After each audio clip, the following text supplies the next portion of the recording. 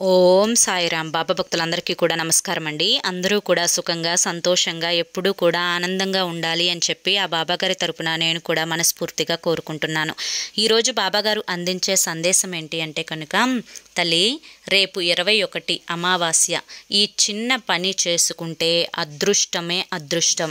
ఇక నీ జీవిత చక్రం జాతక చక్రమే తిరిగిపోతుంది. విపరీతమైన ధన ప్రాప్తి అనేది నీకు కలిసి వస్తుంది.